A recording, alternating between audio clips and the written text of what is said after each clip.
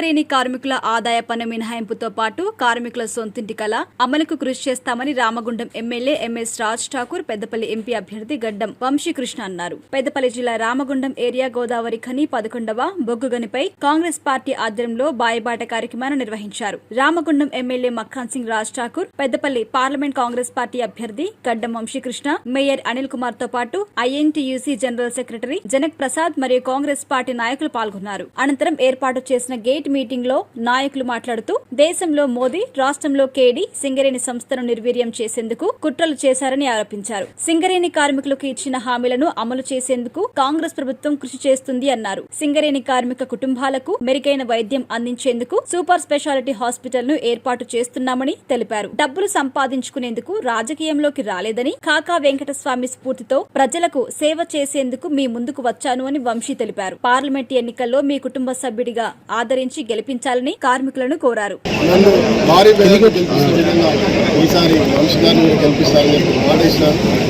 కార్మికుడు మాట ఇస్తే మాట తప్పడు.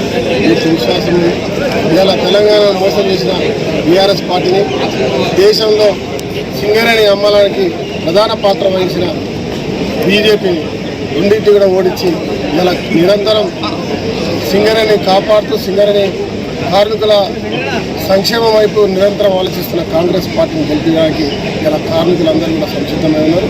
గతంలో వెంకటస్వామి గారు చేసినటువంటి సంక్షేమం, అభివృద్ధి, సింగరేణిని కాపాడినటువంటి తీరు, ఇలా పిఎఫ్, ఈఎస్ఐ ఏదొచ్చినా వారి యొక్క సహకారంతో తర్వాత మొన్న మళ్ళీ కొత్త భావాలు తెస్తాం. ప్రతి చాలా 2000 మంది వరకు ఉద్యోగాలు ఇప్పిస్తాం. అదే మాదిరిగా చనిపోయిన కార్మికులు ఉంటే ₹1,00,00,000 పెన్షన్, కాంట్రాక్ట్ కార్మికులకు 25 లక్షల రూపాయలు, దాంతోపాటు కాంట్రాక్ట్ కార్మికులు అన్ని రకాల వేతనాలు, ఏదైతే వాళ్ళ డిమాండ్ను దాని మీద పూర్తి చేయడానికి ఈ కోడ్ కాగానే చేస్తామనేటువంటి ఆ మాట ఇచ్చిన రేవంత్ రెడ్డి గారి మాట, డిప్యూటీ సీఎం పట్టి విక్రమార్ గారి మాట మీద నమ్మకంతో ఈ కార్మికులందరికీ ఉంది. ఆ విశ్వాసం నుండి తప్పకుండా భారీ మేరతో గెలుస్తాం, నిర్వహిస్తాం. మైన్స్కి రావడం జరిగింది. కార్మికులందరినీ పూర్వంగా కలవడం జరిగింది. గతంలో కాకా వెంకటస్వామి గారు కార్మికులకు ఉన్న 70 సంవత్సరాల అనుబంధం ఒకసారి గుర్తు చేసుకున్నాము. ఎందుకంటే పెన్షన్ స్కీమ్ అనేది ఫస్ట్ అమలు చేసింది కాకా వెంకటస్వామి గారు కాంగ్రెస్ ప్రభుత్వం హయాంలో అని చెప్పి అందరు కార్మికులు గుర్తు చేసుకుంటున్నారు. గతంలో చేసిన పని 450 కోట్లు వడ్డీ లేని రుణం కూడా అప్పుడు సింగరేణి కష్టాల్లో ఉన్నప్పుడు కాకా వెంకటస్వామి గారు ఎంతో కృషి చేసి ఇప్పించడం జరిగింది. దాని ద్వారా దాదాపు 1,00,000 పైన ఉద్యోగాలు అప్పుడు కాపాడడం జరిగింది. అదంతా గుర్తు చేసుకొని ఇప్పుడు ఖచ్చితంగా కొత్త బాయిలు ఓపెన్ చేయడానికి కృషి చేస్తామని చెప్పి సింగరేణి కార్మికుల అందరికీ మాట ఇవ్వడం జరిగింది. ఎందుకంటే గత 10 సంవత్సరాల్లో బాయిలు క్లోజ్ చేయడం జరిగింది. కొత్త బాయిలు రాలేదు, కొత్త ఉద్యోగాలు రాలేదు.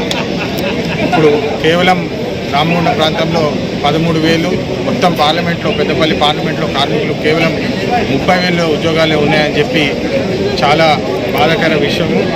అందుకని ఖచ్చితంగా కొత్త బాయిల కోసము పోరాడి మరి కాంగ్రెస్ ప్రభుత్వం ద్వారా తీసుకొచ్చి ఇక్కడ ఉపాధి కల్పించి సింగరేణి కార్మికులకు న్యాయం చేస్తామని చెప్పి తెలియజేస్తున్నాము. అదేవిధంగా ఇప్పుడే జనక్ ప్రసాద్ గారు చెప్పినట్టు ఒక రెవల్యూషనరీ స్కీమ్ యాక్సిడెంటల్ ఇన్సూరెన్స్ అనేది సింగరేణి కార్మికుడికి మన జరగడానికి జరిగితే ₹1,00,00,000 వరకు ఇన్సూరెన్స్ కూడా అనౌన్స్ చేయడం జరిగింది. ఇదంతా కాంగ్రెస్ ప్రభుత్వంలో అభివృద్ధి చేస్తామని చెప్పి మళ్ళొకసారి తెలియజేస్తున్నాం.